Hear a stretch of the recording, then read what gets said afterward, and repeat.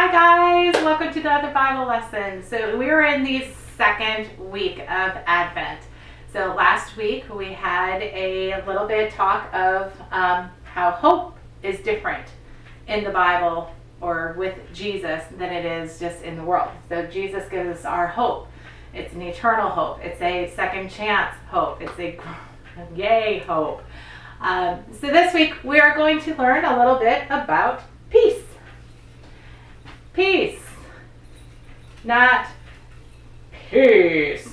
What you doing? Peace out. We're looking at God's peace. The peace that we have with our shoes. The kind of peace that with Jesus being born gives us peace. So if you look in your Bible, and you go to Isaiah 9:6. So this is in the Old Testament. Isaiah was a prophet of the Old Testament. We hear a lot about Jesus' coming from the Old Testament. So Isaiah brought hope to people for the Messiah to come. So he brought us the hope. And he's telling us that for unto us a child is born. To us a son is given. And the government will be on his shoulders. And he will be called Wonderful Counselor, Mighty God, Everlasting Father, Prince of Peace.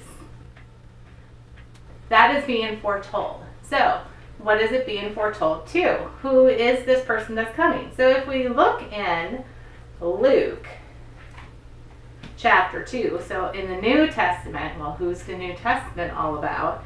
The New Testament is all about Jesus. So this is being foretold, a son who is given to us. So if you look in Luke chapter 2, start with verse 1 and go to 7, it says, in those days, Caesar Augustus issued a decree that a census should be taken of the entire Roman world.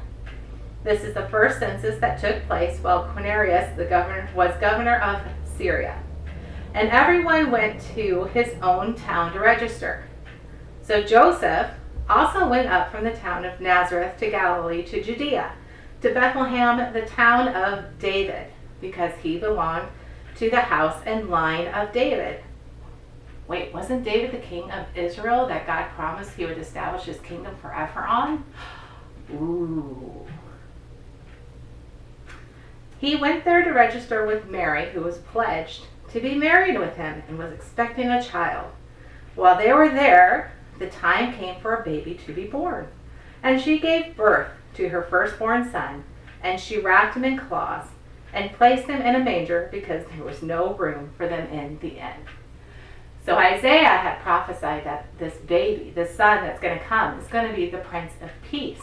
And Jesus came as a king. He was part of the lineage of David. So he was royalty from birth. But you know, when you think of royalty, you think of them being born and they have like these awesome cribs made out of gold. But Jesus came and he was laid in a manger. A manger is a feeding trough for animals. So animals are eating their food, eating all their straw in a trough. It's not a very clean place to put a baby. But that is where our king, our Prince of Peace, was made. So think about traveling to Bethlehem. So Mary's pregnant. She's like out to here. She's traveling, riding on a donkey. It is not a pleasant trip, people. And so it's not very pleasant. It's not very comforting. They had to sleep outside. There was no room at the inn. There was all this commotion.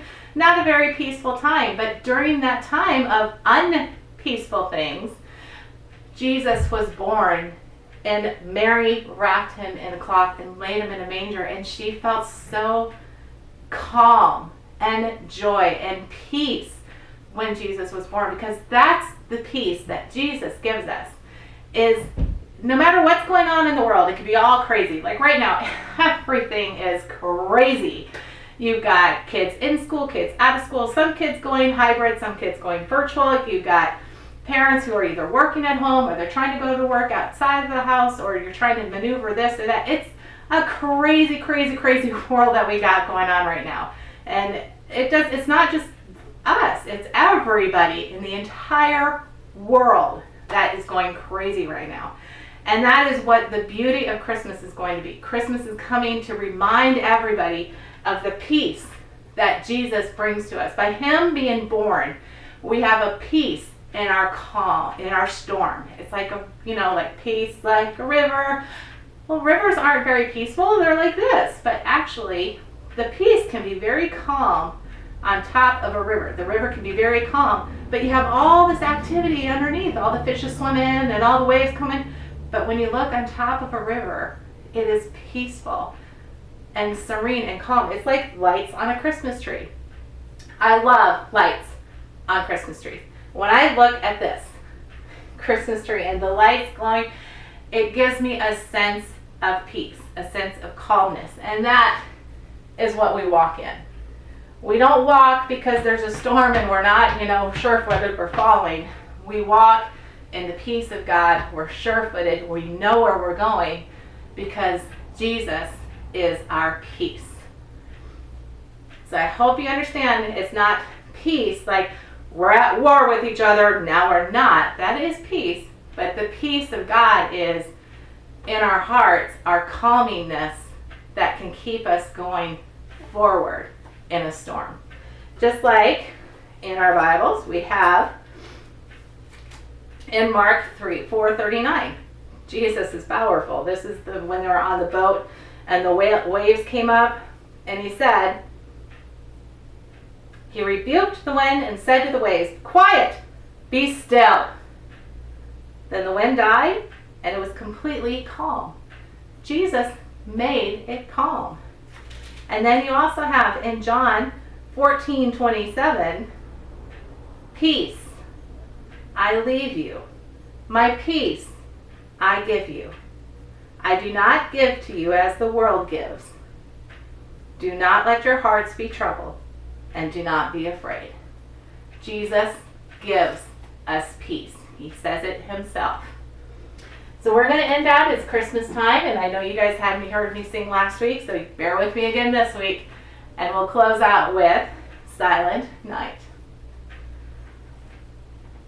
Silent night, holy night, all is calm, all is bright, round young virgin mother and child, holy infant so tender and mild, sleep in heavenly peace,